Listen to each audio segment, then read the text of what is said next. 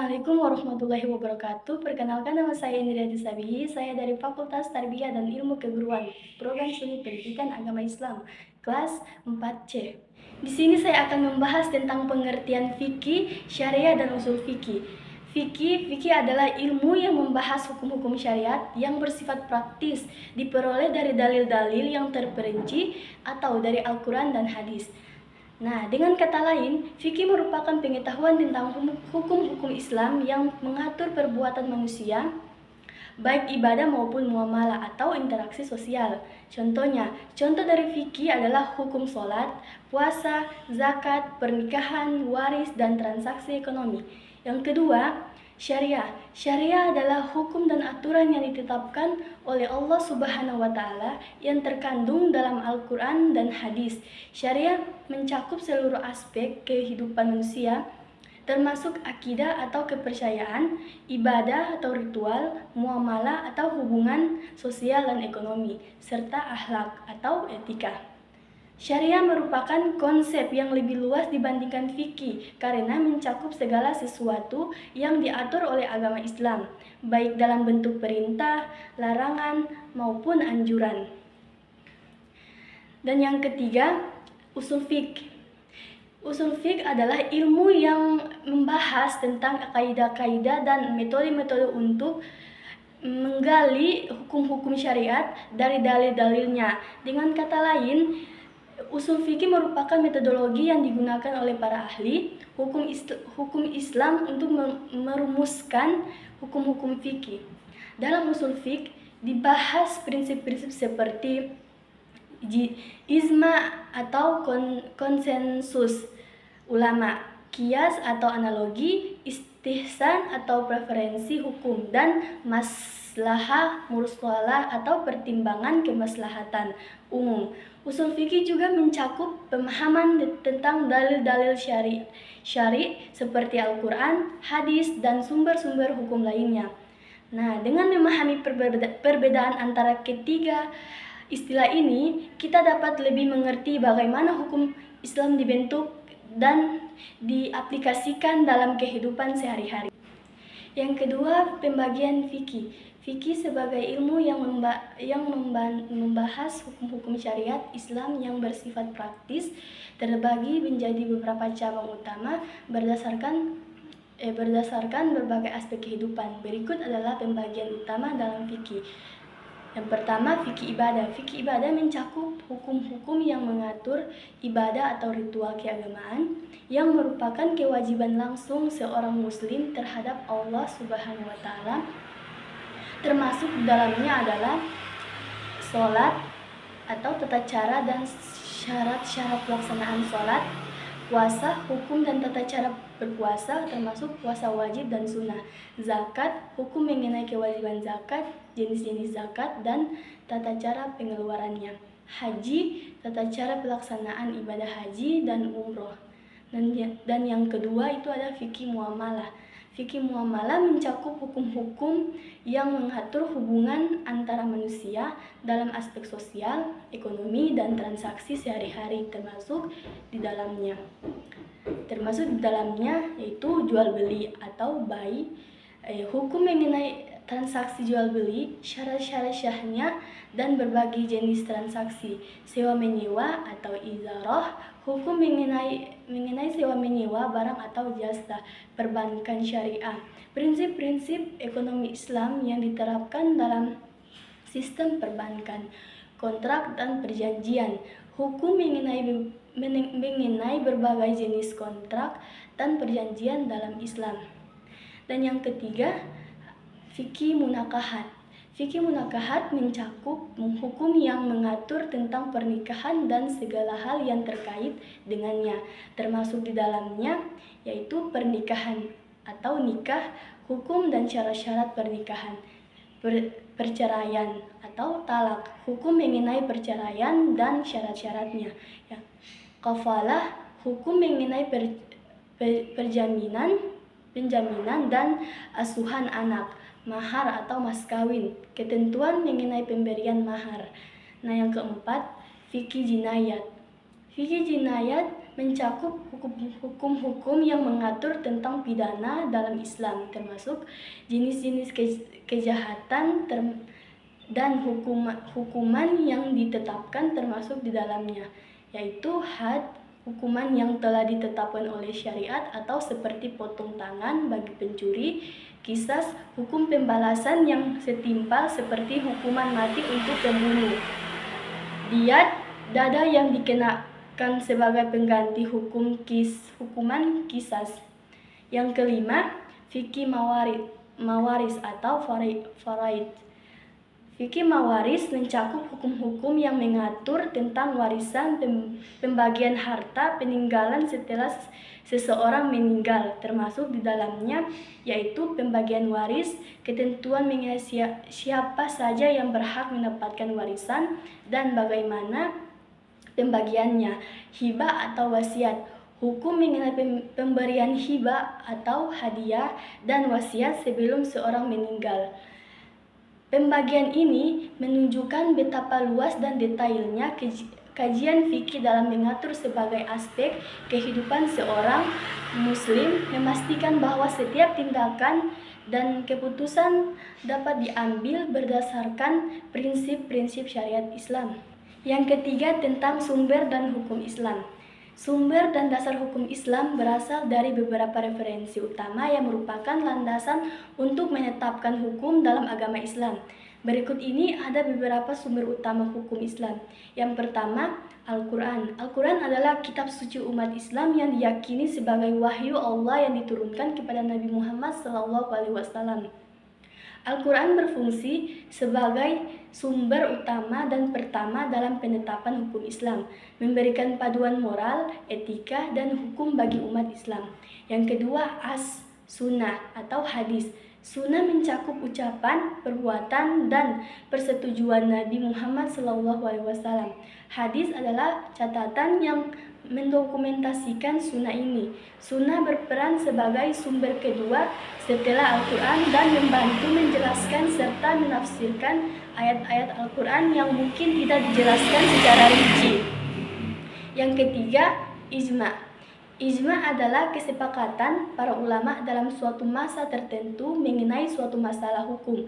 Ijma digunakan ketika tidak ditemukan penjelasan yang jelas dari Al-Quran, dan sunnah mengenai suatu isu. Konsensus ini dianggap sebagai sumber hukum yang sah dalam Islam. Yang keempat, kias.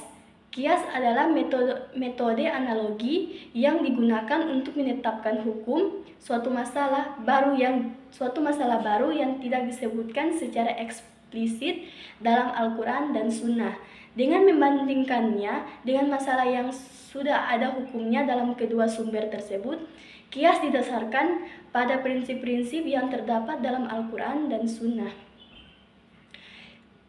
Selain sumber-sumber utama di atas, ada juga sumber-sumber sekunder seperti istihsan atau preferensi hukum yang lebih baik, maslahah mursalah atau pertimbangan kemaslahatan umum, dan urf atau adat istiadat yang tidak bertentangan dengan prinsip Islam, yang kadang digunakan oleh ulama dalam penetapan hukum. Yang keempat, tentang tujuan hukum Islam. Tujuan hukum Islam yang dikenal juga sebagai maqasid al-syariah adalah untuk mencapai kemaslahatan manusia di dunia dan di akhirat. Berikut adalah tujuan utama hukum Islam. Yang pertama, perlindungan agama. Menjaga dan melindungi keyakinan dan praktik beragama, memastikan bahwa umat Islam dapat menjalankan ibadah dan ritual agama dengan bebas dan tanpa gangguan. Dan yang kedua, perlindungan jiwa. Menjaga keselamatan dan kehormatan hidup manusia, melarang pembunuhan, kekerasan, dan tindakan-tindakan yang membahayakan jiwa. Ini termasuk menetapkan hukum-hukum yang berkaitan dengan keselamatan dan kesehatan. Dan yang ketiga, perlindungan akal. Memelihara kesehatan dan kebugaran akal manusia. Islam melarang penggunaan zat-zat yang dapat merusak akal seperti narkoba dan minuman keras, serta mendorong pendidikan dan mengembangkan intelektual. Dan yang keempat, perlindungan keturunan. Melindungi kehormatan dan kelestarian keturunan manusia. Ini termasuk hukum-hukum mengenai pernikahan, keluarga, dan larangan perzinahan untuk menjaga silsilah dan struktur keluarga yang sah. Dan yang kelima, perlindungan harta. Melindungi hak memiliki individu dan masyarakat. Islam menetapkan aturan-aturan mengenai kepemilikan, transaksi ekonomi, warisan, dan distribusi kekayaan untuk memastikan keadilan dan kesejahteraan ekonomi. Selain 5 tujuan utama ini, hukum Islam juga bertujuan untuk menegakkan keadilan, menjamin keadilan dalam semua aspek kehidupan, baik dalam kehidupan sosial, ekonomi, maupun politik. Memelihara keadilan sosial, menciptakan keseimbangan sosial dan mengatasi ketidakadilan serta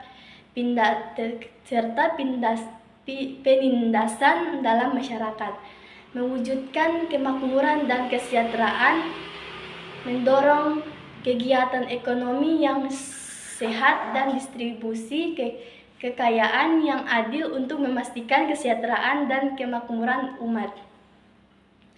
Secara keseluruhan, tujuan hukum Islam adalah hukum mencapai kebahagiaan dan kesejahteraan manusia, baik secara individu maupun kolektif. Dengan mengikuti petunjuk dan ketentuan yang telah ditetapkan oleh Allah Subhanahu wa Ta'ala. Yang kelima, tentang asas-asas hukum Islam. Asas-asas hukum Islam yang menjadi dasar dalam penetapan dan penerapan hukum mencerminkan prinsip-prinsip yang mendasari tujuan karakteristik hukum Islam. Berikut ada beberapa asas utama hukum Islam. Yang pertama, asas tauhid. Segala hukum bersumber dari Allah Subhanahu wa Ta'ala yang merupakan suatu legislator hukum. Hukum Islam bertujuan untuk menjalankan perintah Allah dan mendekatkan manusia kepadanya. Dan yang kedua, asas keadilan. Hukum Islam menekankan keadilan dalam setiap aspek kehidupan.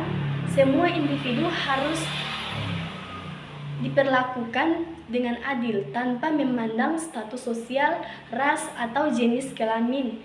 Keadilan juga mencakup penegakan hak dan kewajiban secara seimbang. Ketiga, asas kemaslahatan. Hukum Islam bertujuan untuk mencapai kemaslahatan atau kebaikan umum bagi umat manusia, seperti hukum yang ditetapkan harus mempertimbangkan manfaat dan menghindari kerugian bagi individu dan masyarakat. Yang keempat, asas kebebasan beragama. Islam menghormati kebebasan individu dalam memilih dan menjalankan keyakinan agama mereka, serta mendorong dialog dan toleransi antar umat beragama. Dan yang keempat, asas persamaan. Semua manusia dianggap setara di hadapan hukum, tanpa diskriminasi. Prinsip ini memastikan bahwa tidak ada yang diperlakukan secara tidak adil atau istimewa berdasarkan faktor-faktor seperti keturunan, keyakinan, atau status sosial. Yang keenam, asas kepastian hukum. Hukum Islam menghendaki adanya kepastian dalam hukum sehingga tidak menimbulkan kebingungan atau ketidakpastian di kalangan umat. Ini berarti hukum harus jelas, tegas, dan dapat dipahami oleh semua orang. Yang ketujuh, asas keseimbangan. Hukum Islam bertujuan untuk menciptakan keseimbangan antara hak dan kewajiban, serta antara kepentingan individu dan masyarakat. Keseimbangan ini penting untuk menjaga harmoni dan stabilitas dalam kehidupan sosial. Yang kedelapan, asas larangan membahayakan. Hukum Islam melarang tindakan yang membahayakan diri sendiri atau orang lain. Prinsip ini melindungi hak asasi manusia dan memastikan keamanan dan kesejahteraan masyarakat. Yang kesembilan, asas penghormatan terhadap hak asasi manusia. Hukum Islam menghormati dan melindungi hak-hak asasi manusia seperti hukum hak hidup, hak memperoleh keadilan, dan hak atas harta benda. Prinsip ini dijalankan dalam kerangka syariat Islam. Dan yang ke-10, asas progresivitas. Hukum Islam bersifat dinamis dan progresif. Kemungkinan adanya ijtihad atau penafsiran untuk menyesuaikan hukum dengan perkembangan zaman dan konteks sosial yang berubah. Asas-asas ini menjadi panduan dalam merumuskan, menafsirkan, dan menerapkan hukum Islam, sehingga hukum tersebut dapat mencapai tujuan-tujuan syariat dan memberikan manfaat yang maksimal bagi umat manusia. Yang keenam, tentang metode penetapan hukum Islam. Metode penetapan hukum Islam melibatkan berbagai pendekatan yang digunakan oleh para ulama untuk merumuskan hukum-hukum berdasarkan sumber-sumber utama Islam. Berikut adalah metode-metode utama dalam menetapkan hukum Islam. Yang pertama, ijtihad. Definisi ijtihad adalah usaha intelektual yang dilakukan oleh seorang mujtahid atau ahli hukum untuk menetapkan hukum syariat dalam kasus-kasus yang tidak memiliki nas atau teks yang jelas dari Al-Quran atau hadis. Contohnya, menentukan hukum penggunaan teknologi baru yang tidak disebutkan dalam Al-Quran dan hadis. Yang kedua, ijma atau konsensus ulama.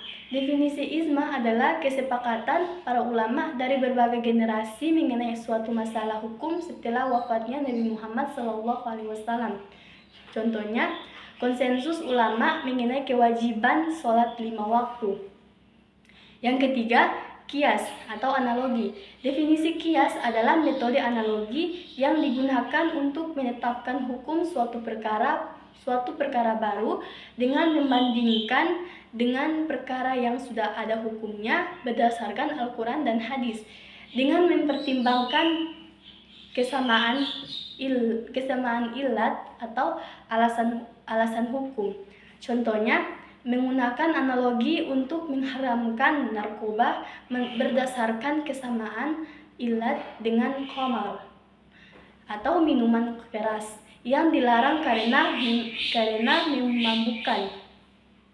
Yang keempat, istihsan atau preferensi. Definisi istihsan adalah metode yang membolehkan penyimpangan dari aturan kias umum untuk mencapai hasil yang lebih adil atau lebih bermanfaat.